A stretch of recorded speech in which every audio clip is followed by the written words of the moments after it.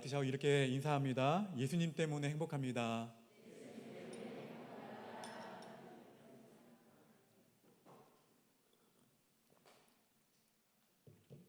우리 사랑하는 할렐루야 찬양 대원들은 오늘 오후 찬양 예배가 끝나면 바로 이곳에서 연습이 있습니다.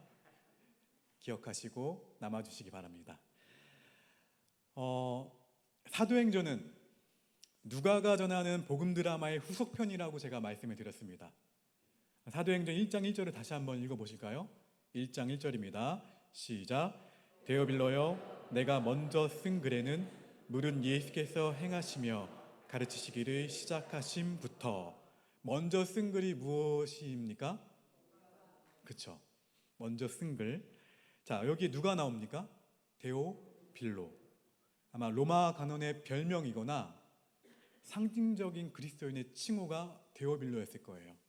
여긴 데오, 하나님, 빌로, 필로스라고 해요. 사랑. 뭐예요? 하나님을 사랑하는 사람. 그러니까 데오빌로. 자, 이 데오빌로라는 사람에게 보내는 서신의 형식은 정확하게 누가복음의 형식과 비슷합니다. 자, 누가복음의 첫머리 한번 비교해 볼까요? 화면을 보고 누가복음 1장 3절입니다. 같이 읽어봅니다. 시작. 그 모든 일을 근원부터 자세히 미루어 살핀 나도 데오빌로 각하에게 차례대로 써보내는 것이 좋은 줄 알았노니 의사요, 전도자요, 역사가인, 예수님의 제자 누가에게 데오빌로에게 쓴 누가복음만으로도 못다한 이야기가 있었나 봐요. 그쵸? 그래서 사도행전 오늘 본문의 1장 2절에 보면 누가는 그가 택하신 사도들에게 성령으로 명하시고 승천하신 날까지의 일을 기록하였노라. 누가복음에서는 이 정도까지만 말했다고 사도행전 1장 2절에서는 이야기하고 있습니다. 그러니까 예수님 승천 이후의 이야기가 데오빌로요, 궁금하지 않습니까? 이야기예요. 누가가 전한 복음 드라마의 전편인 예수님의 탄생부터 승천까지였다면 이제 누가는 이 복음 드라마의 후속편을 말하고 싶어 합니다. 자, 누가가 다시 계속해서 전하는 복음의 메시지는 무엇일까요? 따라 하실까요? 복음은 예수님이 하나님의 나라를 실현하신다는 소식이다. 할렐루야. 우리 본문 1장 3절 말씀을 같이 한번 읽어봅니다. 다시 시작. 그가 고난받으신 후에 또한 그들에게 확실한 많은 증거로 친히 살아계심을 나타내사 40일 동안 그들에게 보이시며 하나님 나라의 일을 말씀하시니라. 아멘. 십자가에서 죽으시고 부활하신 후 예수님께서 승천하시기까지 40일 정도를 이 땅에서 계시면서 하신 일이 무엇이었냐면 바로 하나님 나라의 일이었습니다. 하나님 나라에 대해 가르치시고 하나님 나라에 대해서 설교하신 거예요. 자, 예수님의 이 땅에서의 공생의 첫 메시지를 기억하시나요? 마가복음 1장 14절과 15절을 화면을 보고 함께 읽겠습니다. 시작. 요한이 잡힌 후 예수께서 갈릴리에 오셔서 하나님의 복음을 전파하여 이르시되 때가 찼고 하나님의 나라가 가까이 왔으니 회개하고 복음을 믿으라 하시더라. 아멘. 복음은 하나님의 나라가 가까이 왔다는 소식이에요. 예수님이 주신 모든 교훈의 핵심이 바로 하나님 나라였습니다. 마태복음 13장은 흔히 하나님 나라 비유의 장으로 불립니다. 여러분, 하나님 나라의 본질이 무엇입니까? 한마디로 누가 통치하시는 거예요? 하나님이 통치하시는 거예요. 하나님의 주권적 통치가 실현되는 곳이며 하나님의 나라가 임하는 곳.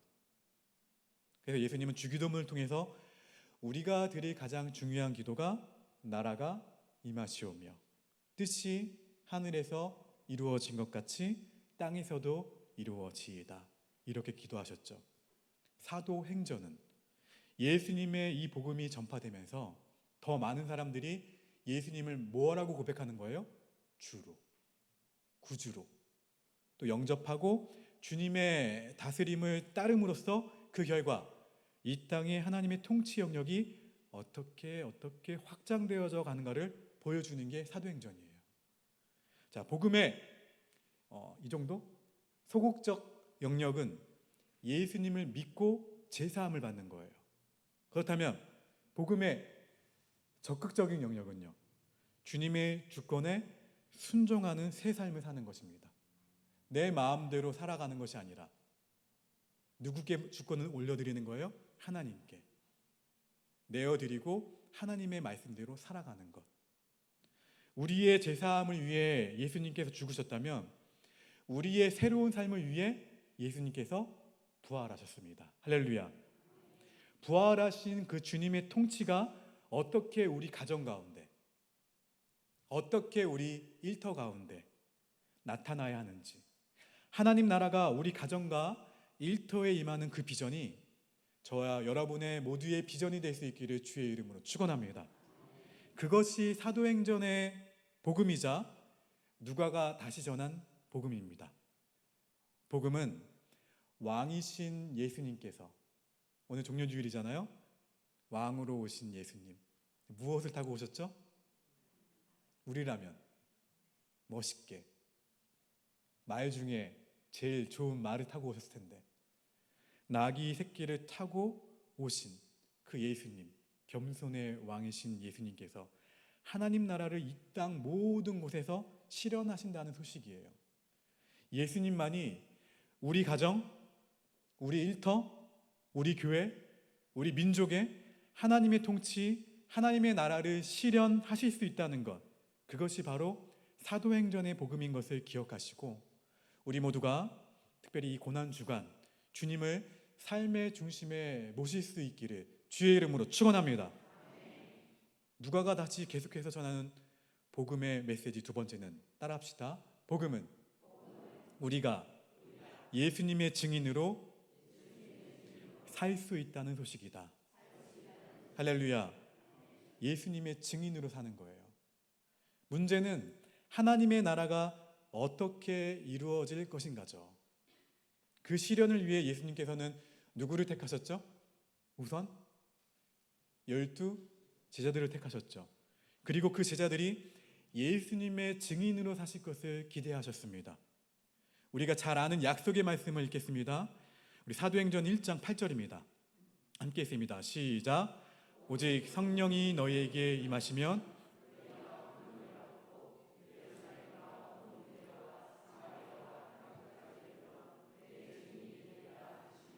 아멘. 여기에 증인이란 말에는 순교적 증인이라는 뜻이 있어요. 그냥 증인이 아니에요. 수식을 하나 적어 놓으세요. 순교적 증인. 마르티레스라고 되어 있어요. 증인 자체는. 그러니까 여기에 이렇게 순교적 증인이에요. 문자 그대로 뭡니까? 단순히 이 말씀을 읽을 때 내 증인이 되리라. 뭐예요? 내 순교적 증인이 되리라. 문자 그대로 목숨 걸고 증거하는 사람이 될 것을 예수님께서는 기대하신 거예요. 그리고 문자 그대로 우리 믿음의 선배들 가운데 무수한 이들이 목숨을 걸고 복음을 증거한 결과 오늘 우리에게도 복음이 전해졌고 우리 옥복교회도 127년간 이렇게 선교적 사명을 띠고 하나님 나라를 위해서 존재하는 교회로 있을 수 있는 것입니다. 사도행전은 그 최초 증인들의 모습을 우리에게 보여주는 거예요. 사도행전 오늘 오전 예배 때도 말씀드렸지만 7장에 보게 되면 평신도 집사였던 스데반 집사님이 돌에 맞아서 그 죽임을 당하기까지 누구를 증거합니까? 예수님을 증거합니다. 예수님을 증거하다가 마지막에는 사도행전 7장 59절에서 주 예수여 내 영혼을 받으시옵소서, 기도와 함께 자신의 영혼을 하나님께 드립니다.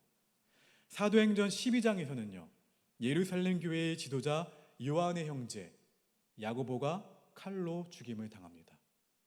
그들 모두는 복음을 증언하기 위해 감수해야 하는 고난을 오히려 특권처럼 여기면서 증인의 자리를 감수했습니다.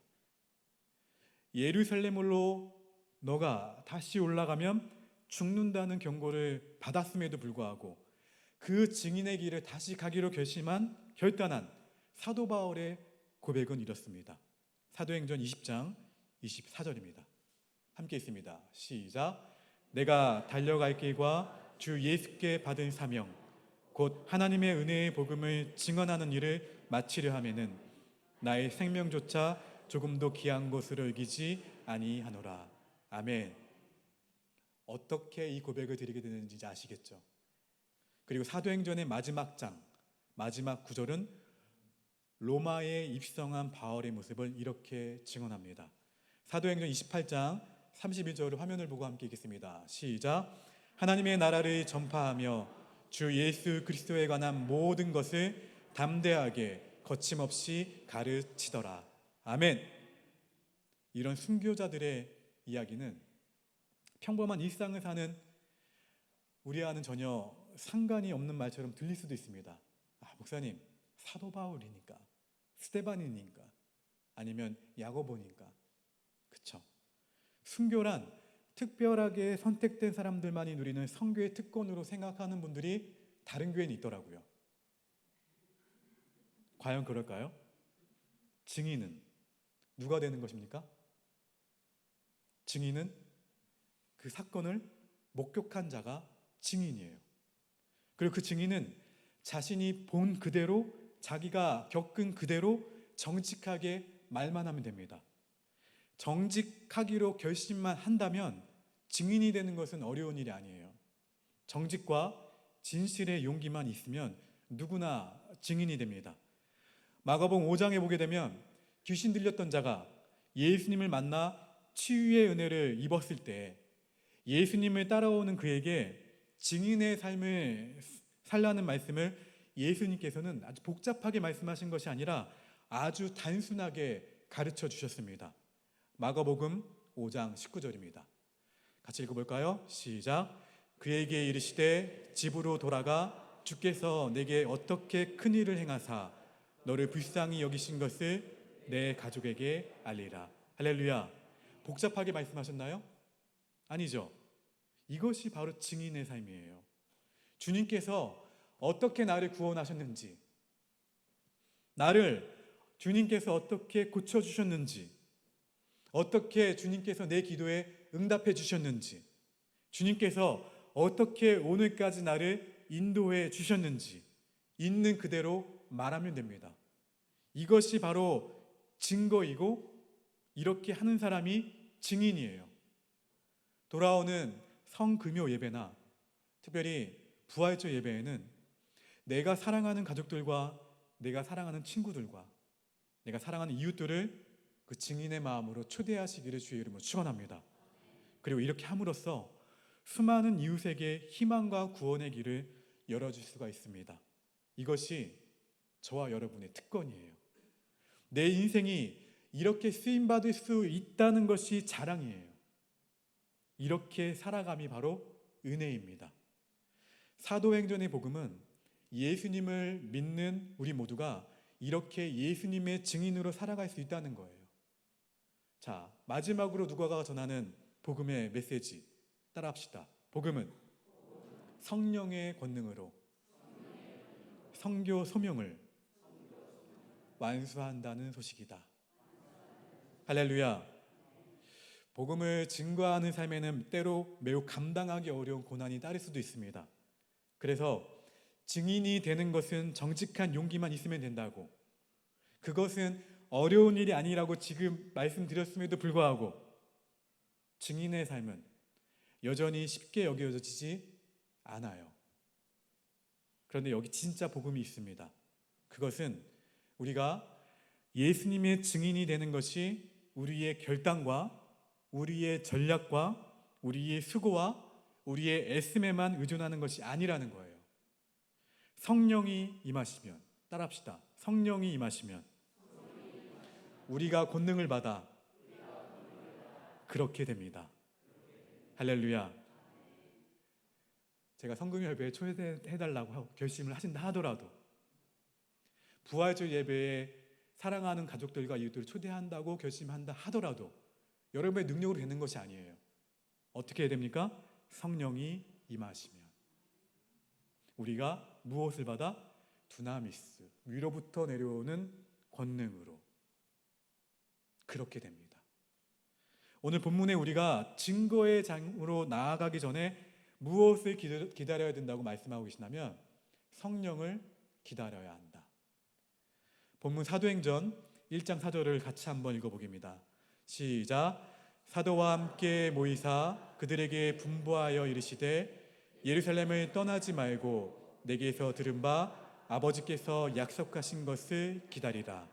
이는 누가복음의 마지막 대목에서도 강조한 내용이에요. 비슷해요. 누가복음 24장 49절입니다. 같이 읽어봅니다. 시작. 볼지어다 내가 내 아버지께서 약속하신 것을 너희에게 보내리니 너희는 위로부터 능력으로 입혀질 때까지 이 성에 머물라 하시니라. 아멘. 그래서 예수님의 처음 제자들 120명이 마가의 다락방에 모여 기다리며 기도했습니다. 그리고 사도행전 2장에 보게 되면 마침내 성령이 그들 위에 임하셨습니다. 그 결과가 사도행전 4장 31절에 나옵니다. 우리 화면을 보고 봉독합니다. 시작. 배기를 다음에 모인 곳이 진동하더니 무리가 다 성령이 충만하여 담대히 하나님의 말씀을 전하니라. 할렐루야. 그 궁극적인 결과가 바로 사도행전의 드라마를 연출한 거예요. 복음이 예루살렘에서 그리고 어디로요? 유대로, 그리고 사마리아로, 그리고 소아시아로, 그리고 유럽으로, 그리고 북미로, 그리고 아세아로, 그리고 마침내 한국에 이르기까지 전해진 것이고, 거제도에는요 1896년 호주 선교사 아담손에 의해 거제 최초의 교회 우리 옥복교회가 창립될 수 있었던 것입니다. 그래서 사도행전은 성령 행전이에요. 아직도 끝나지 않은 선교라는 미완성의 과업을 완수하기 위해 우리가 할 일은 하나밖에 없습니다. 우리 교회가 이 자리에 있는 이유는 무엇입니까? 역사와 전통만을 자랑하는 것입니까? 아니죠. 내가 받은 그 복음을 누구에게로? 내가 사랑하는 가족들에게, 그리고 또 이웃들에게, 그리고 일터에 있는 분들에게, 내가 만나는 모든 사람들에게 전해야 되는 거예요. 하나님의 증인으로서. 그래서 기도하시고 성령의 충만함을 사모하셔야 됩니다. 여러분의 능력으로 그분들을 초대할 수는 없어요. 성령의 충만함으로 기도하셔야 돼요. 성령의 충만함을 입으셔야 됩니다. 어떻게 인도할 것인가, 어떻게 전도할 것인가를 두고 너무 고민할 필요가 없다는 거예요. 선교의 주체는 누구십니까? 성령님. 그 성령이 임하시면 우리는 마침내 그의 권능으로 온 세상이 복음화되는 기적을 보게 될 것입니다. 복음은 나의 힘이 아닌 성령의 권능으로 우리가 선교 소명을 이 땅에서 마침내 완성하게 된다는 소식이에요.